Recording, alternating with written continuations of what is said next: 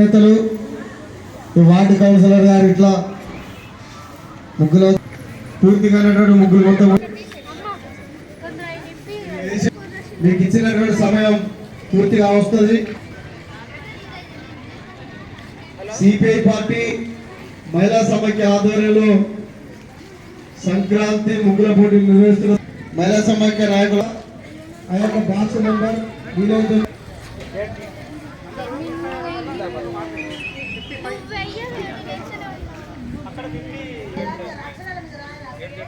CPI మహిళా నిర్వహిస్తా ఉన్నాం.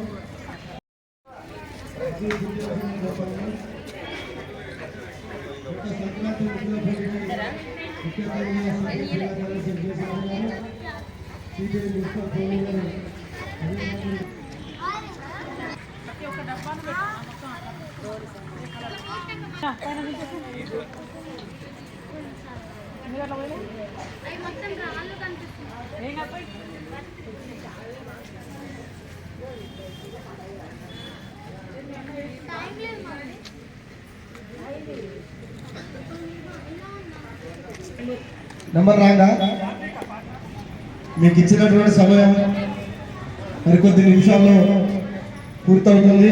ముగ్గురు మొత్తం కూడా పూర్తి చేసి కోరుతా ఉన్నాం. మీ వద్దకు న్యాయ నిర్ణేతలు వార్డు కౌన్సిల్ గారు పర్యవేక్షణ చేస్తూ ఉన్నారు. ముగ్గురు పూర్తి చేసిగా కోరుతా ఉన్నాం.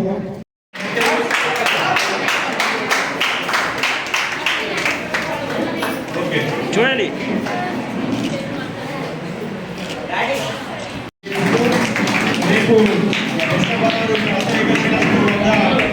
పార్టీ మరియు విద్యార్థి సంఘ ఆధ్వర్యంలో కూడా ముగ్గుల పోటీ నిర్వహించబడుతుంది. కావున పాల్గొన్న వారు కూడా తమ వివరాలను నమోదు చేయాలని కోరుతున్నాం.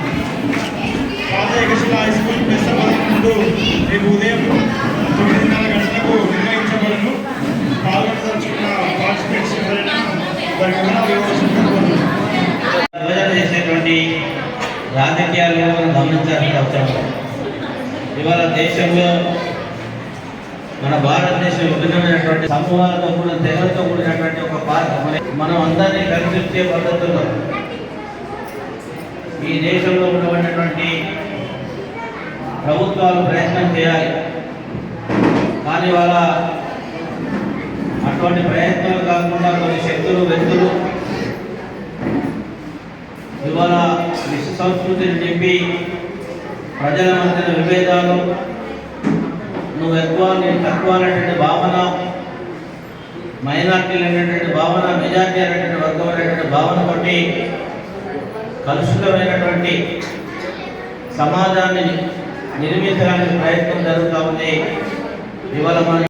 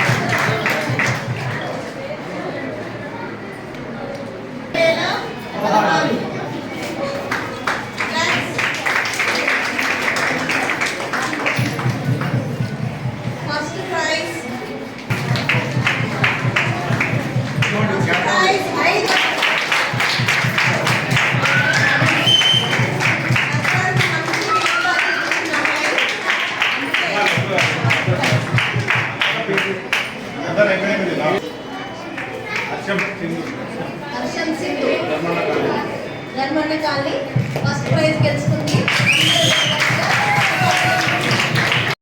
స్వచ్ఛందంగా ఈసారి మన పద్మ ప్రవీణ్ మన ఏఎస్ఎఫ్ మాజీ నాయకుడు ఇప్పుడు మన అధికార పార్టీలో అడుగులేస్తాడు. అదేవిధంగా సింగరాట జ్ఞానేశ్వర్ వ్యాపారవేత్త, అదేవిధంగా ఇంకా ఇతరులకు సంబంధించినటువంటి వాళ్ళు కూడా స్పాన్సర్ ఇచ్చారు.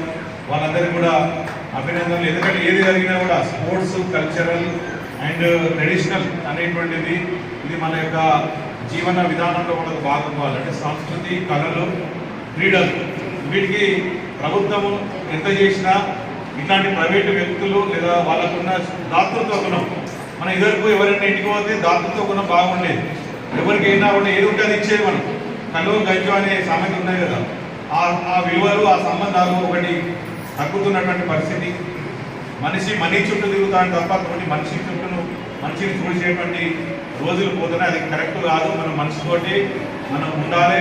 తర్వాత కొంత అసూయ, కొంత జెలసీ అనేటువంటిది కూడా సమాజంలో అది ఎందుకు వస్తుందో తెలియదు. అది మానాటంలోకి వచ్చినా మీకు వచ్చినా